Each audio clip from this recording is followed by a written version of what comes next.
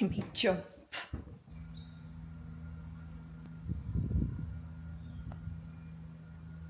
Hello, welcome to Through Lucy's Lens, weekly videos where I go somewhere interesting and hopefully you will find it interesting too. Bit of a different introduction from me today. Isn't this beautiful? I am at the gorgeous town of Walsingham in North Norfolk, and I'm here to explore several things today.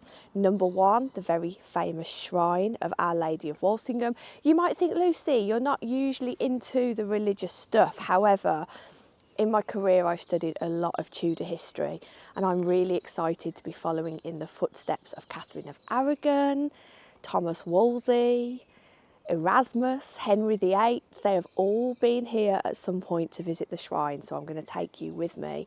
And then we're going to experience the abbey itself, Walsingham Abbey, where I have heard there is a Georgian courtroom. Very interested. And also you can borrow a key to have a look around a derelict prison. So of course that is really up our street. I think this video is going to be really packed.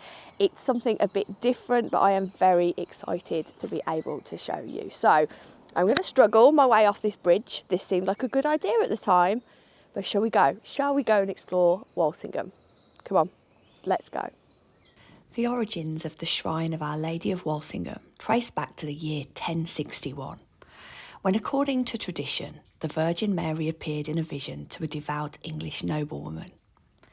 In this vision, Mary asked her to build a replica of the Holy House of Nazareth, and legend states that the structure was said to be completed overnight by angels, and soon Walsingham became a destination of deep religious significance. During the medieval period, the shrine attracted countless pilgrims, including kings and nobles. Even Henry VIII visited before his eventual break with Rome, and his first wife, Catherine of Aragon, visited several times in the quest for sons. Anne Boleyn, the second wife of Henry VIII, was planning a visit before her life was so tragically cut short. In the name of the Father, and of the Son, and of the Holy Spirit. The Lord be with you. Women, both historically and today, visit the shrine of Our Lady of Walsingham, praying for the gift of children or from healing from infertility, miscarriage or other family-related grief. 250,000 pilgrims still visit the site annually to pray and take water from the sacred well. Some still arrive walking barefoot for the last mile to the shrine. The original shrine was destroyed in 1538 during the dissolution of the monasteries, and the shrine lay derelict for centuries. But in the 20th century, both Anglican and Roman Catholic communities revived the pilgrimage tradition here.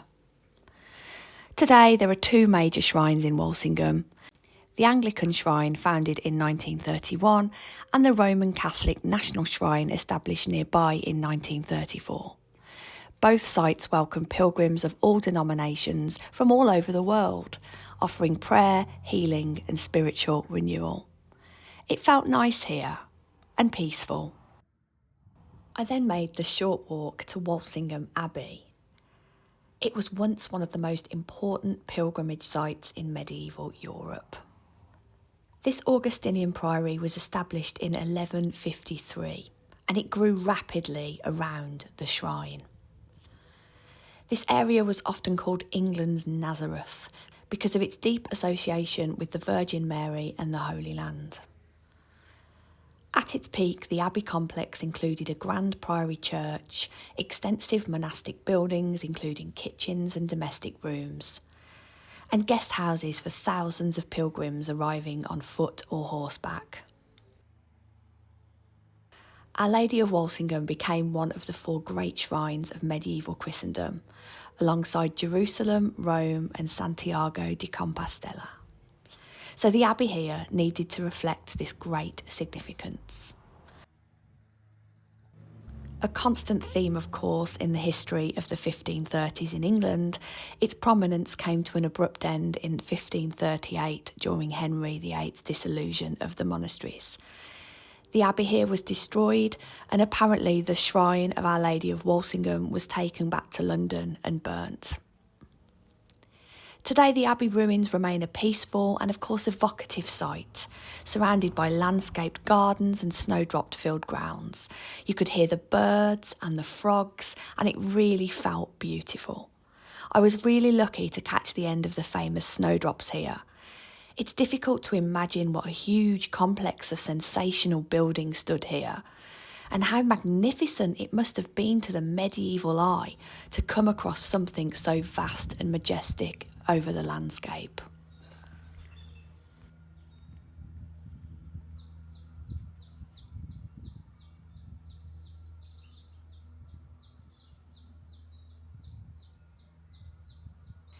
By the 18th century, the site of the former abbey was part of a landed estate, and a new house was built on the grounds here in the early 1600s.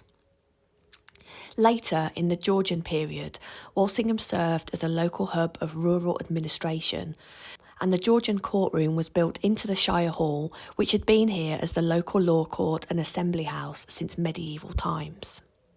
You know, I like a little bit of crime and punishment, and this originally was the waiting room for witnesses in the courthouse, and now they are displaying many different kinds of crime and punishment devices. I think that's the best way to call them. We've got a cat of nine tails, or a cat of nine tails.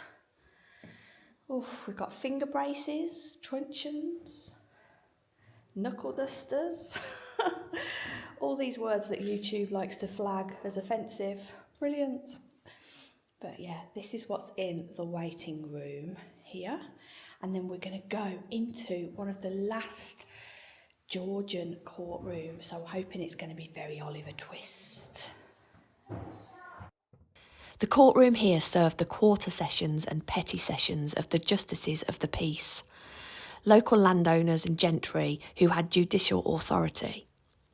Quarter sessions were held 4 times a year and dealt with more serious offences than the more frequent petty sessions, which handled more minor crimes and community disputes. The trials that took place in this courtroom were very much shaped by the legal and social context of rural Norfolk in the 18th and early 19th centuries. Common cases that were heard here would include petty theft and poaching, drunkenness and public disorder, assault and fighting, failure to pay your poor rates, or vagrancy and begging. Punishments given out here would include fines, public shaming, hard labour, or short terms in the local House of Correction, usually the Bridewell over in Norwich or the neighbouring Bridewell jail here in Walsingham. More from that place later. Made me jump. Hello, sir. Thank you for making me jump. Wasn't expecting to see you here.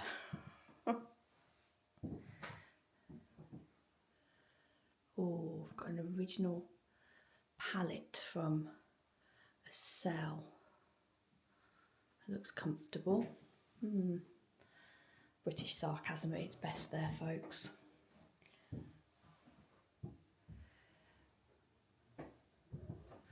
And I guess this is where they'd be brought out.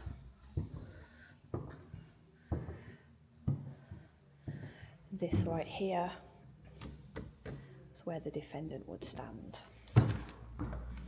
facing the judge. But interestingly, you'd have your defendant standing right here.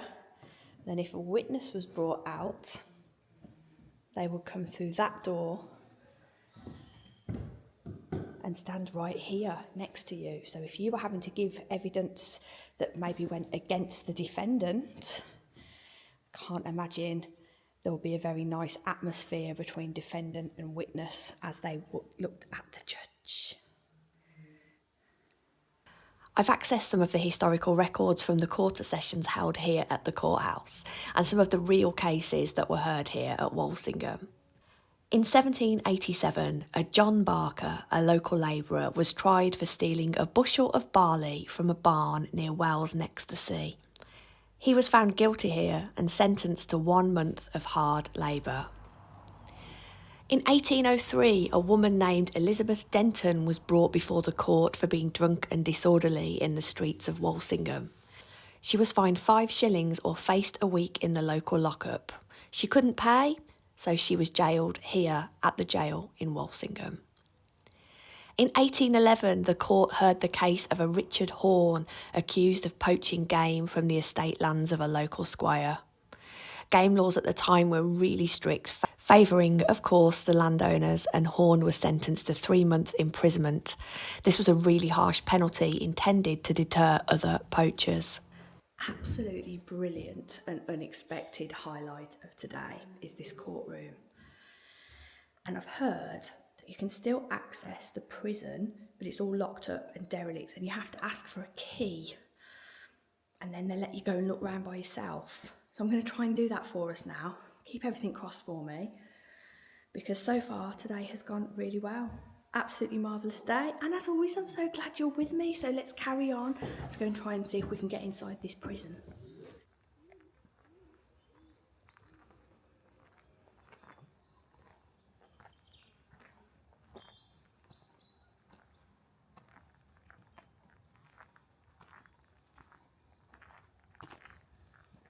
So I asked in the Abbey if I could look at the prison,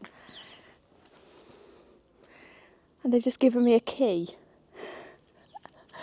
to go and look inside a Georgian Bridewell or prison on my own.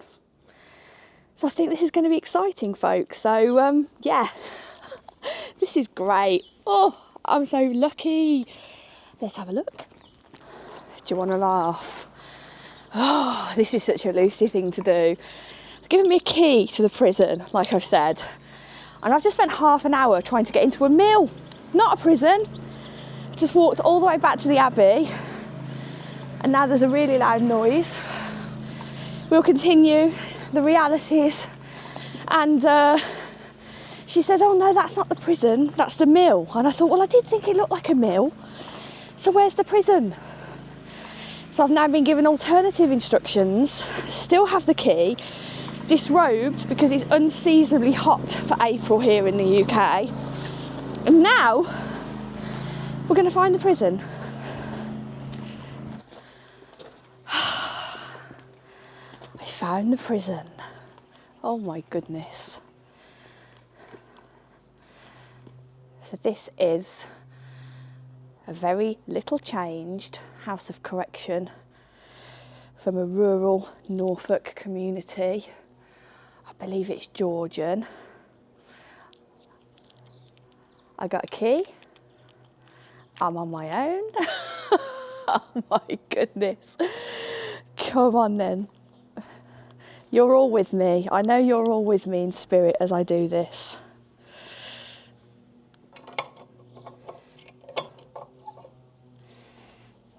Oh, honestly.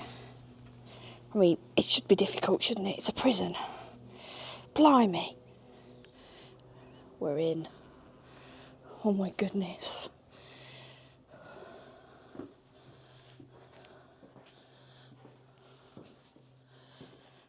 Oh my goodness. It's absolutely freezing in here. I'm not complaining because it's boiling outside. This feels really strange. Gosh.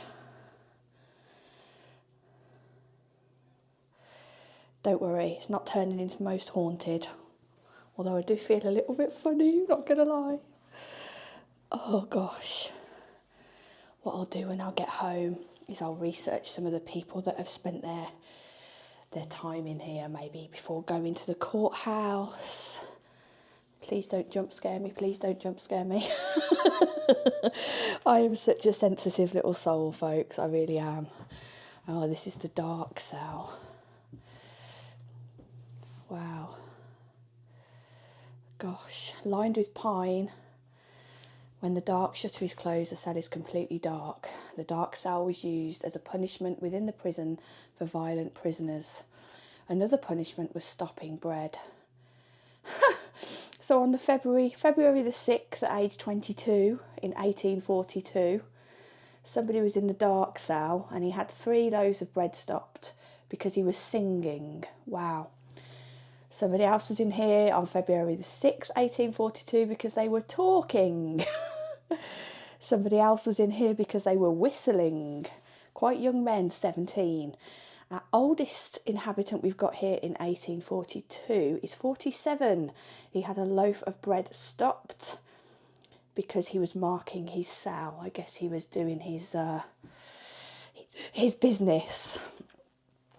Honestly, this is one of the strangest and most memorable, incredible experiences I've ever had, and I'm so happy I can share it with you all. Wow.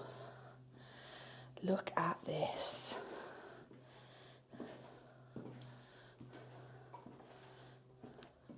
Oh, it made me jump. I knew they'd do it.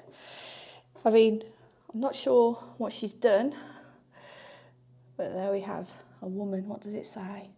Mary Hunting, aged 40, charged with having stolen a turkey, some ducks and some hens. She was guilty. She was sentenced to 3 months here.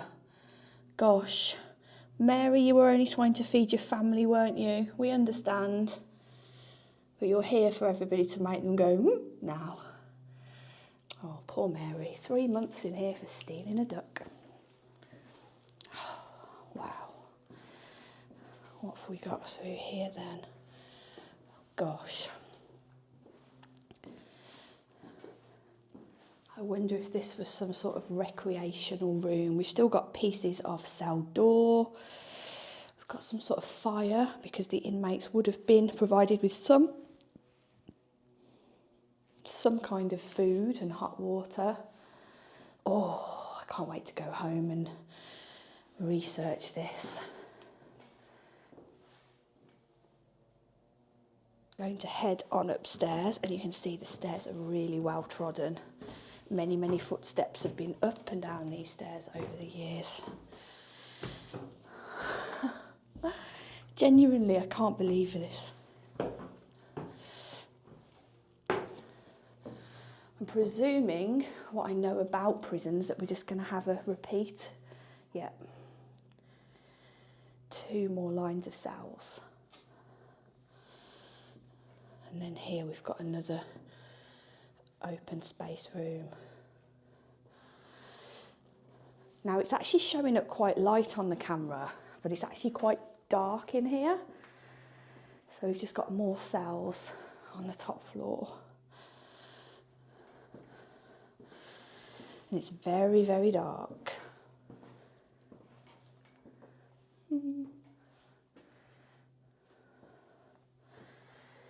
No, we're all right. There's no more Marys stealing ducks. Gosh, what a thing to be able to do.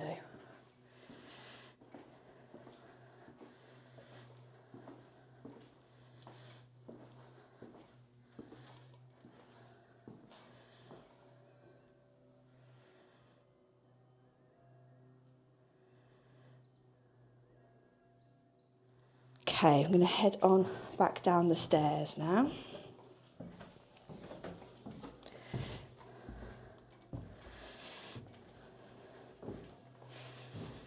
I'm leaving all these quiet bits because I will try and do some research when I get home. Oh, look at the quarter session, see who is here. There's a door here. I don't want to open it. Oh gosh. That just leads to a brick wall. I believe the mill was built onto the back. All right. So, if you want to scare yourself silly, come into here on your own. You just ask, when you pay to get into the Abbey, you just ask for the key to the prison, and then we'll give you the key to the prison. I mean, I think they're aware that nobody's going to be like, oh yeah, I'm going to set up camp in the prison. Oh, heard something. Still got a bench. Can't see any toilets, you know, me and my toilets. Right, I'm going. I've had enough now. I've had enough. I'm a historian, not a ghost hunter. Although I never feel anything spooky anyway. Right, I guess that's where the jailer would have sat. Let's get out of here. Oh, the temperature change is phenomenal when you step out of that door. Just a quick look down here before we go. I noticed just some remnants of plumbing. Wow.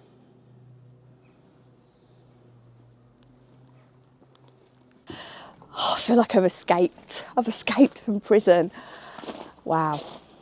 Sorry if I acted like a bit of a silly one in there, but I just pick up atmospheres and the temperature change. And, you know, whenever I go into a building like that, I don't necessarily think of the gory stuff, but I think of the human pain. You know, Mary, she stole a turkey and she had to spend 3 months of her life in there. So I think about those people. I hope you enjoyed today's video. I did. Today was one of those days we weren't sure what we were going to get up to today, and I said I want to go and see the shrine. And my husband said, "You want to see a shrine?" And I was like, yeah, because of the Tudor connection. So we've come to Walsingham, absolutely no regrets, absolutely stunning. Bit of a different, more vlog style video for me today, which is difficult because I'm not really a talkie to camera kind of person. I find it quite mortifying. But I'm getting into the swing of it, having a little chat with you all. Don't even know if we'll use this footage yet. If you see this, I decided to. Anyway, until the next video, who knows where we're going. It's always lovely to have you here. Thank you for your support. Thank you for your likes, your shares, your comments. It's all awesome. Until the next one. Goodbye. Oh,